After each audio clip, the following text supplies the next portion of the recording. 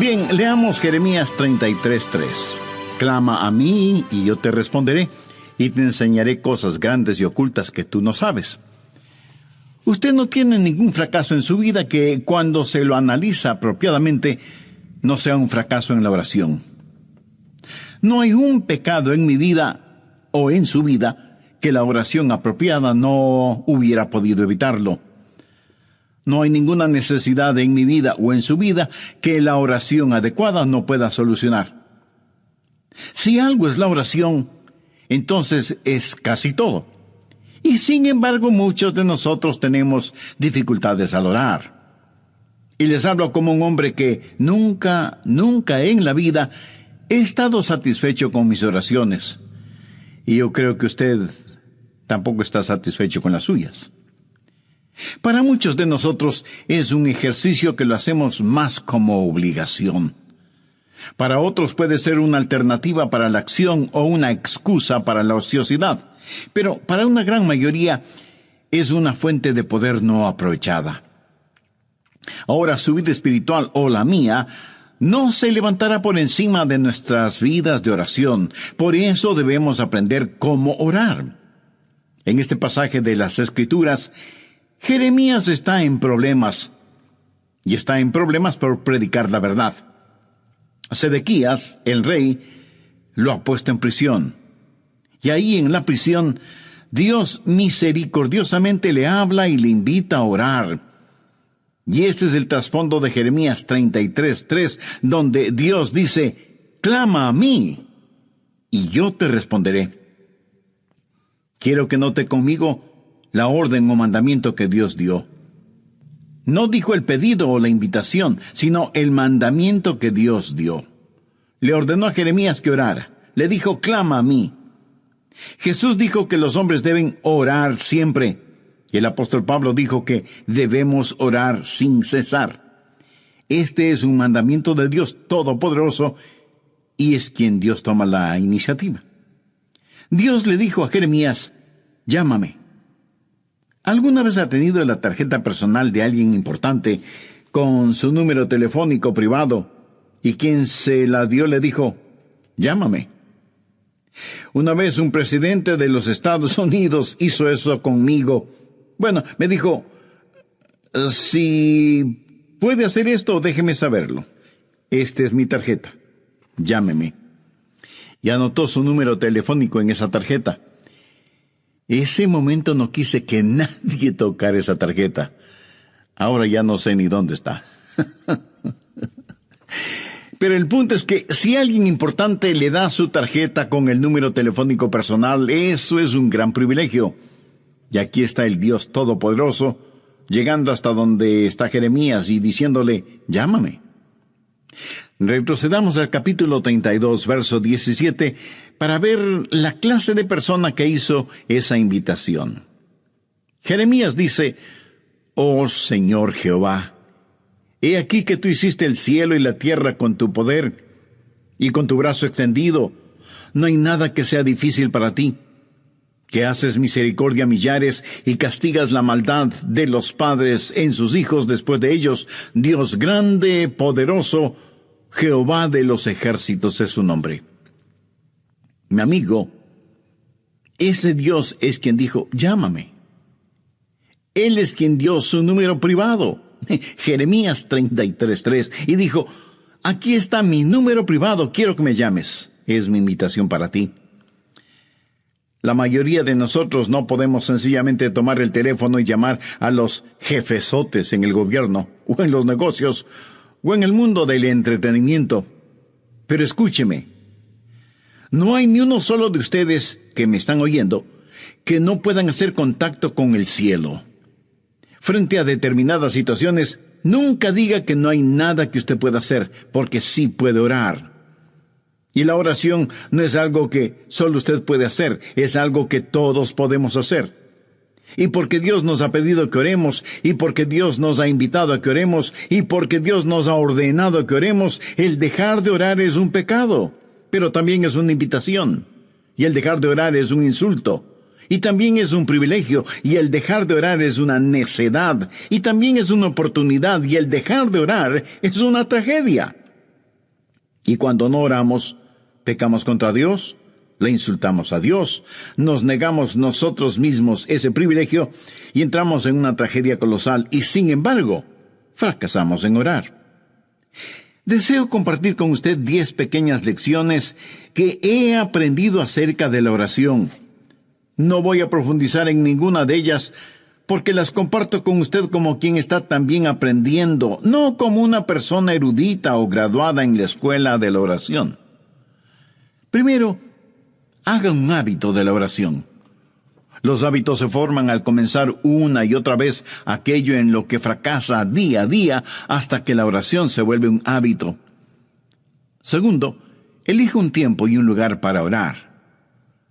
Ahora, no deje de orar a cualquier hora y en cualquier lugar, pero designe una hora específica y un lugar determinado para orar. Tercero, haga de ese tiempo y lugar lo más óptimo para usted. No lea la biografía de alguien quien oraba a una hora determinada por la mañana o por la noche para tratar de imitarlo. Encuentre el tiempo cuando su mente esté alerta, cuando su atención es fuerte. Para algunos de ustedes, eso puede ser después de despertarse. Para otros será después de la primera tacita de café. Para otros será después de que los hijos se han ido a la escuela. Pero lo importante es que usted encuentre el mejor tiempo, porque no hay nada mágico acerca de determinada hora. Cuarto, cuando vaya a orar, equípese. ¿Qué quiero decir con esto? Sencillamente que tenga su Biblia, un cuaderno para notas, lápiz o bolígrafo o esfero, o como usted lo llame, y su material devocional. Para mí sería casi inimaginable el tratar de tener mi tiempo de oración sin mi Biblia y un cuaderno de notas. Yo espero que Dios me diga algo. Y si Dios me dice algo, quiero estar listo para anotarlo. Y aunque ya lo he dicho antes, lo voy a repetir ahora. La más débil de las tintas es mejor que la mejor memoria. Quinto, comience su oración leyendo la palabra de Dios. No ore primero para después leer la Biblia. Lea la palabra de Dios y después ore. Lo que Dios tenga que decirle a usted es más importante que lo que usted tenga que decirle a Dios, y su oración será mejor nutrida, avivada, entusiasmada, instruida y guiada cuando usted se hunde en la palabra de Dios. Sexto, aprenda a orar durante todo el día. En 1 Tesalonicenses 5:17 leemos: orad sin cesar. Una de las cosas que me ha bendecido al leer la vida de Dwight L. Moody, quien fuera el Billy Graham de su tiempo, es lo siguiente. Dicho por su biógrafo: nunca hizo oraciones largas, pero nunca pasó demasiado tiempo sin orar. ¿No es eso extraordinario? Nunca pasó demasiado tiempo sin orar. La oración fue para Moody un estilo de vida. Y cuando algún asunto surgía, él oraba por eso. Yo tengo el hábito de orar por otros pastores cuando leo los boletines de sus iglesias. Oro por las iglesias cuando paso frente a ellas. Oro por las personas a quienes escribo cartas. Y aún mi correspondencia oficial es, para mí, motivo de oración. Leo el periódico buscando oportunidades para orar, no solo por las personas que han sufrido alguna tragedia, sino por aquellos que ocasionaron la tragedia. Y a medida que lee su Biblia, pregunte: Señor, ¿qué significa eso? Explícamelo. Hable con Dios. El otro día yo estuve en mi automóvil y le decía al Señor que le amaba, y comentaba con él una hermosa puesta de sol. Estoy seguro que a Él le agrada el que sus hijos aprecien las cosas hermosas que Él ha creado y que se lo digan. Séptimo, mantenga un registro de sus pedidos de oración y de las oraciones contestadas. Yo no hago esto tan bien como otras personas lo hacen. Tengo un cuaderno y escribo necesidades de oración y pedidos por los que he orado.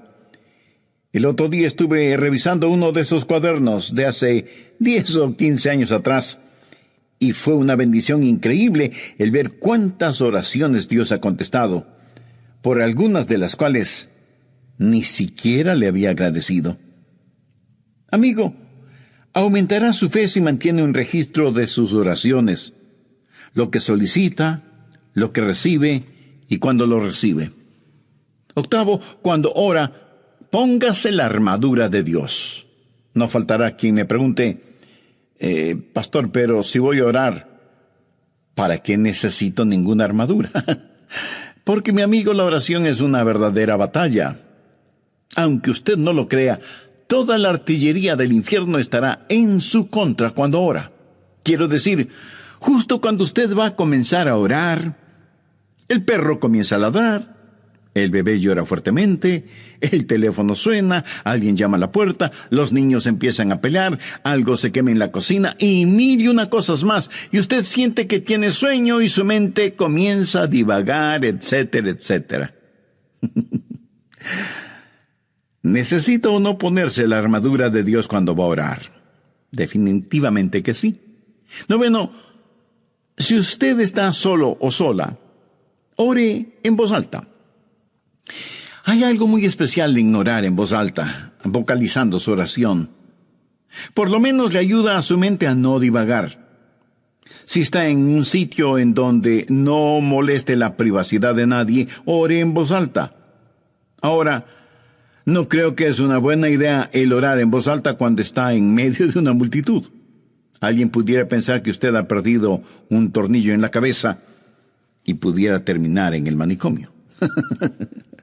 Ahora, si su mente es como la mía, querrá hacer cualquier otra cosa cuando usted comienza a orar.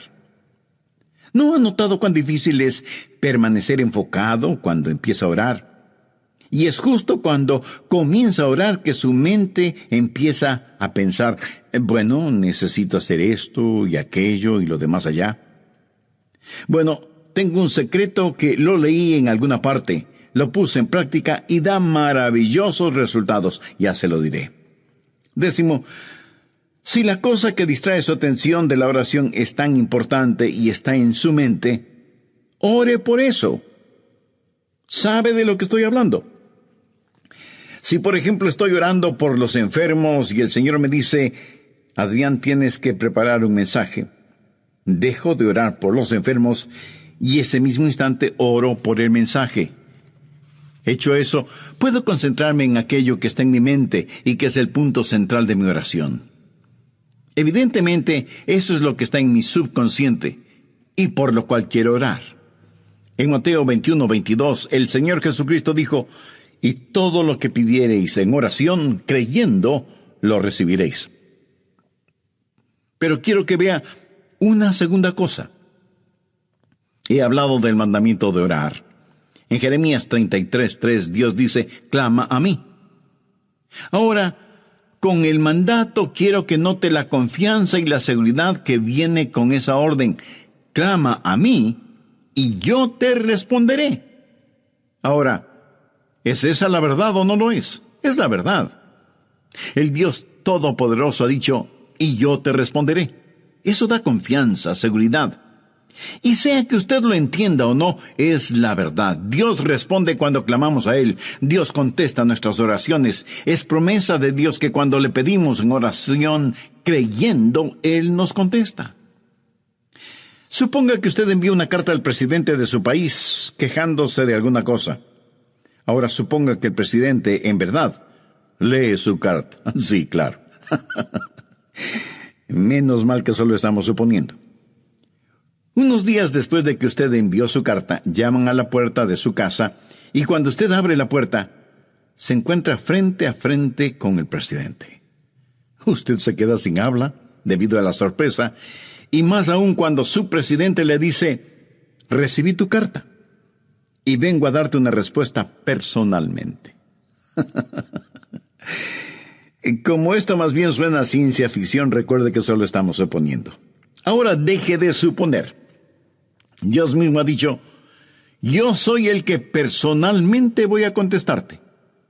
Y cuando Dios nos contesta, Él lo puede hacer de 4 maneras. Primero, su respuesta puede ser específicamente entregada.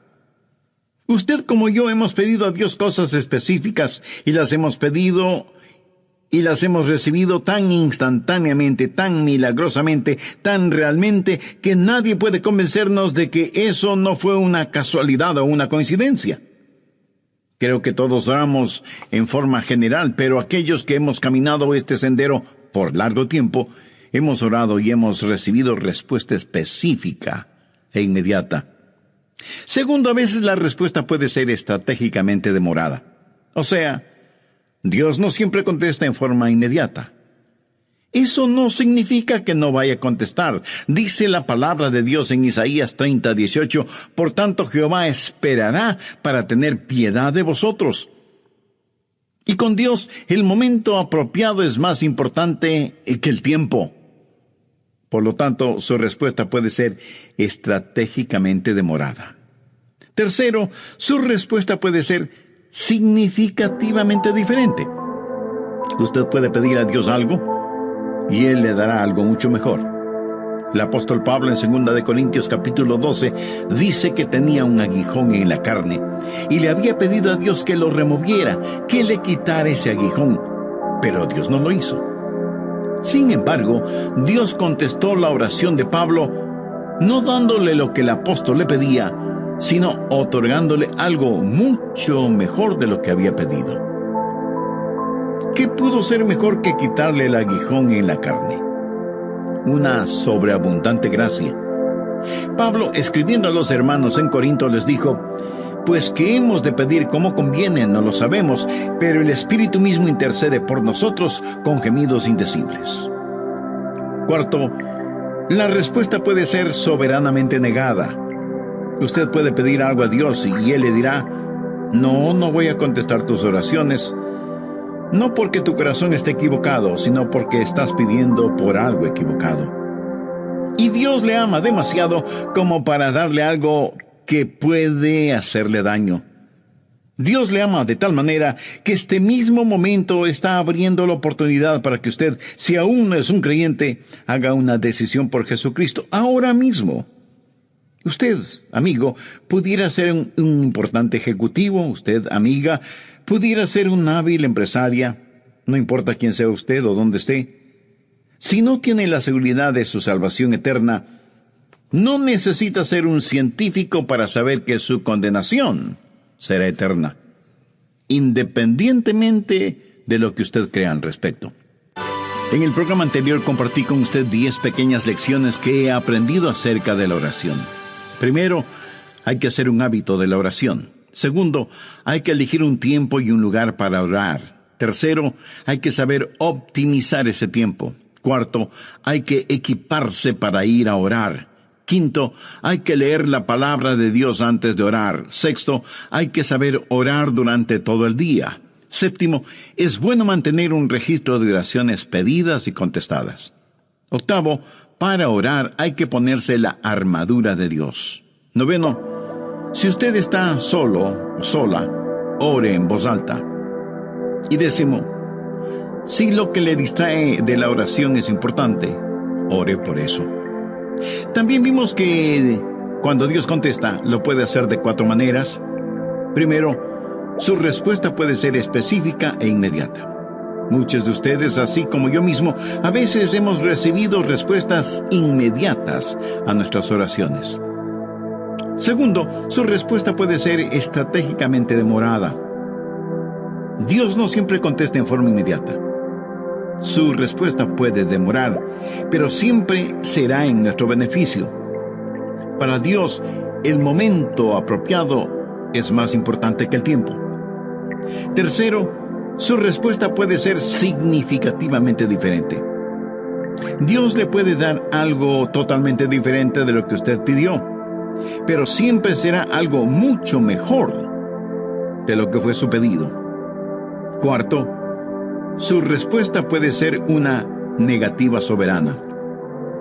Cuando Dios no contesta su petición, no es porque necesariamente haya pecado en su vida, sino porque su petición está equivocada. Y Dios jamás le dará algo que pueda dañarle, no importa con cuánta intensidad se lo pida. Por ejemplo, Una jovencita cristiana puede enamorarse apasionadamente de un joven no creyente, carnal, mundano, pero ella, cegada por lo que cree es amor, le pide a Dios que le dé a ese joven por esposo. No le pide a Dios que el joven se convierta. Dios, para protegerla, le niega su pedido. Ella, de todas maneras, se une a ese joven, y esa es una receta segura para un fracaso matrimonial y espiritual. Yo creo que todos nosotros agradecemos a Dios por las oraciones contestadas, aunque debo admitir que muchas personas ni siquiera le agradecen a Dios por haberles contestado positivamente. Permítame decirle lo que yo he hecho. Le he agradecido a Dios por las oraciones no contestadas. ¿Usted alguna vez lo ha hecho? Ruth Graham, la esposa de Billy Graham, alguna vez dijo: le agradezco a Dios por las oraciones no contestadas. Si Dios hubiera contestado cada una de mis oraciones, cuando le pedí algo, 5 veces me hubiera casado con el hombre equivocado. Y siempre estamos orando, pidiendo cosas. Señor, esto es lo que quiero. Señor, ¿puedes hacer esto por mí? Y Dios dice: no sabes lo que estás pidiendo. Y pienso en algunos personajes bíblicos que pidieron a Dios que les quitara la vida cuando se vieron frente a dificultades. Moisés fue uno de ellos. Elías también le pidió a Dios que le matara. Y Jonás hizo la misma petición. Nosotros estaríamos ya hecho polvo si Dios contestara todas nuestras peticiones. Clama a mí y yo te responderé. Y la respuesta de Dios puede ser sí, no, te daré algo mejor o espera. ¿Qué he compartido con usted hasta este momento? La orden o mandato, la confianza o seguridad, y finalmente veamos la conquista. Clama a mí y yo te responderé y te enseñaré cosas grandes y ocultas que tú no conoces.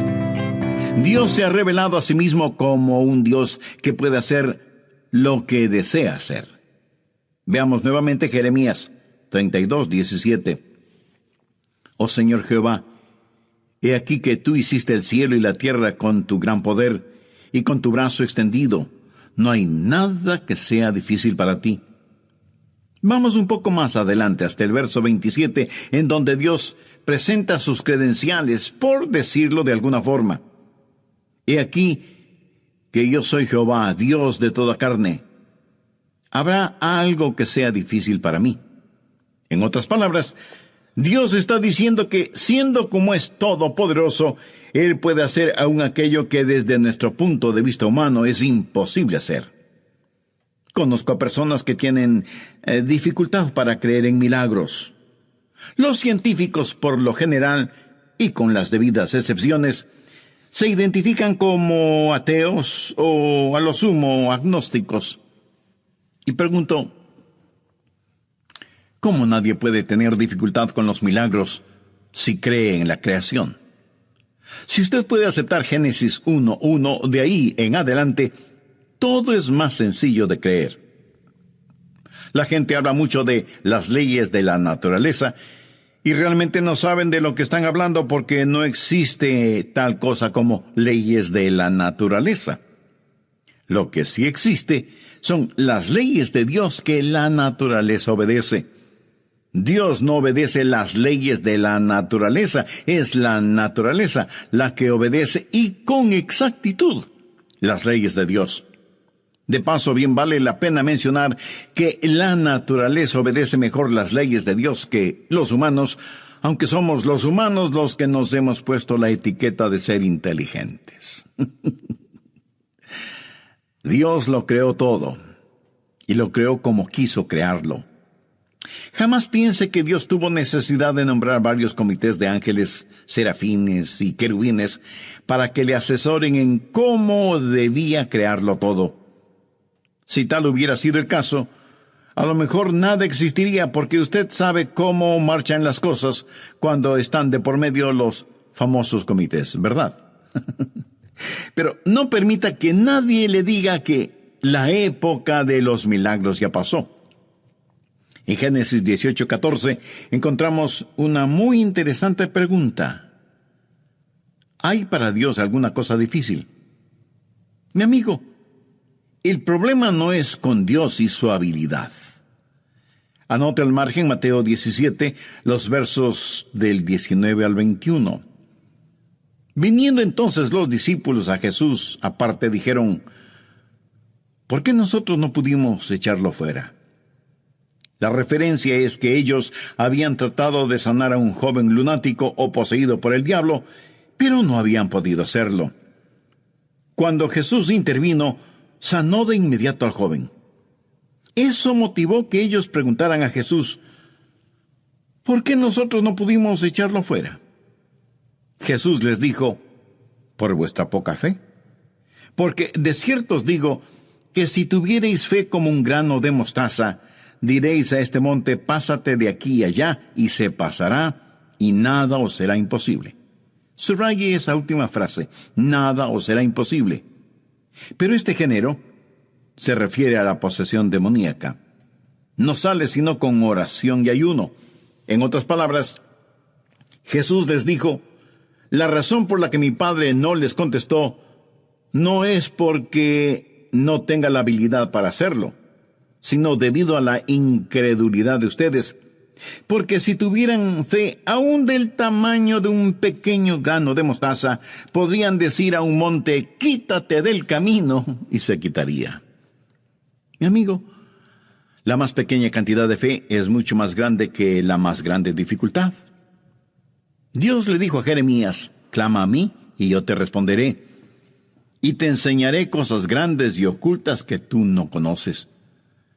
Yo creo que la idea aquí es algo que usted nunca ha visto, o algo que ni siquiera puede imaginarlo.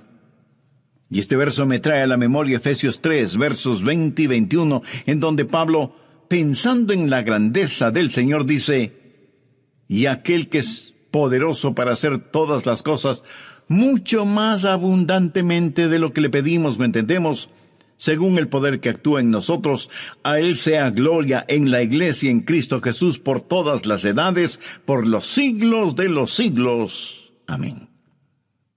No hay ninguna oración demasiado difícil como para que Dios no conteste. No hay ningún problema demasiado grande que Dios no pueda resolverlo. No hay persona demasiado perdida como para que Dios no pueda salvarla. No hay promesa demasiado complicada como para que Dios no la cumpla. Clama a mí, y yo te responderé, y te enseñaré cosas grandes y ocultas que tú no conoces. Y si usted me pregunta: si pido a Dios algo que esté fuera de su voluntad, ¿me escuchará? Amigo, debe estar bromeando. Por supuesto que le escuchará, pero no le contestará. Mire lo que dice 1 Juan 5:14. Y esta es la confianza que tenemos en Él, que si pedimos alguna cosa conforme a su voluntad, Él nos oye. Sabiamente se ha dicho que nada está fuera del alcance de la oración, sino aquello que está fuera de la voluntad de Dios. Ahora, usted no querrá nada que no sea la voluntad de Dios para usted, ¿verdad? Verá, la voluntad de Dios no es algo que tiene que hacer, más bien es algo que quiere hacer. La voluntad de Dios es lo que usted quisiera para usted mismo, si tuviera el suficiente sentido común para quererlo. Dios le ama. Recuerde que la única cosa que está fuera del alcance de la oración es aquello que está fuera de la voluntad de Dios. Pero para Dios no hay problema demasiado grande, ni promesa demasiado difícil, ni personas demasiado perdidas. No hay nada que Dios no pueda hacer. De hecho, al mirar este versículo en Jeremías: clama a mí y yo te responderé, y te enseñaré cosas grandes y ocultas que tú no conoces, está en realidad dentro del contexto de problemas nacionales. ¿Acaso usted no tiene un inquieto sentir acerca de todo lo que está pasando en el mundo de hoy? Dios le está diciendo a Jeremías: mira, Jeremías, todo está bajo control. Ahí está Babilonia. Ahí está el cautiverio. Todas estas cosas van a suceder. En el capítulo 32 de Jeremías, desde el versículo 36, Dios le dice a Jeremías qué es lo que va a pasar, y comienza a hablar acerca de sus planes para Israel, del cautiverio en Babilonia, del regreso a la tierra, del venidero reino de Cristo, y luego le dice a Jeremías que ore. En la oración, nos unimos con Dios en regular las naciones y operar el universo.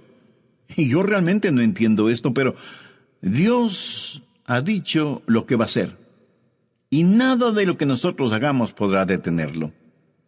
Y sin embargo, se nos dice que debemos orar para que venga su reino. Sabemos que un día vendrá, pero se nos dice que debemos orar. Preparando este mensaje acerca de la oración, no pude dejar de pensar qué arma es la oración en tiempos de calamidad nacional o en tiempos de cualquier clase de calamidad. Varios países del mundo tienen ya cohetes con cabezas nucleares, teledirigidos, y que dan en el blanco con precisión absoluta. Hay cohetes que pueden ser disparados desde la superficie de la Tierra, desde las profundidades del mar o desde las alturas espaciales. Pueden viajar sin que nadie los detecte, y tan velozmente como el pensamiento, y pueden tener una detonación demorada. Y si al decir lo que voy a decir usted piensa que estoy cambiando de tema, no es así. Solo escúcheme atentamente. ¿Sabía que en Juan 17 Jesús oró por usted y por mí? Veamos el verso 20. Mas no ruego solamente por estos, sino también por los que han de creer en mí, por la palabra de ellos. Ahí usted puede poner su nombre, o yo puedo poner el mío. Usted puede comenzar a orar ahora si es que tiene niños pequeños en su hogar, por las personas con quienes se casarán. Haga una oración de detonación retardada, sabiendo que dará en el blanco. ¿Sabe qué es lo mejor de todo esto? Que Satanás no tiene ninguna defensa contra nuestros cohetes espirituales. Tampoco existe un cohete contra la oración. Dios dice, clama a mí en tiempo de problemas, en tiempo de calamidades, y yo te escucharé. Amigo, yo no estoy haciendo esa promesa. Es la promesa de Dios en Jeremías 33:3. Clama a mí y yo te responderé y te enseñaré cosas grandes y ocultas que tú no conoces. Cosas que son mucho más abundantemente de lo que pedimos o entendemos. Mi anhelo es que en su corazón usted pueda decir, Señor, enséñame a orar. No, enséñame cómo orar, sino sencillamente, enséñame a orar. Necesitamos orar. Le agradecería que usted ore por mí, para que mi oración pueda ser más estratégica. No quiero ser un hipócrita acerca de la oración y pedirle que haga algo que yo no lo haga.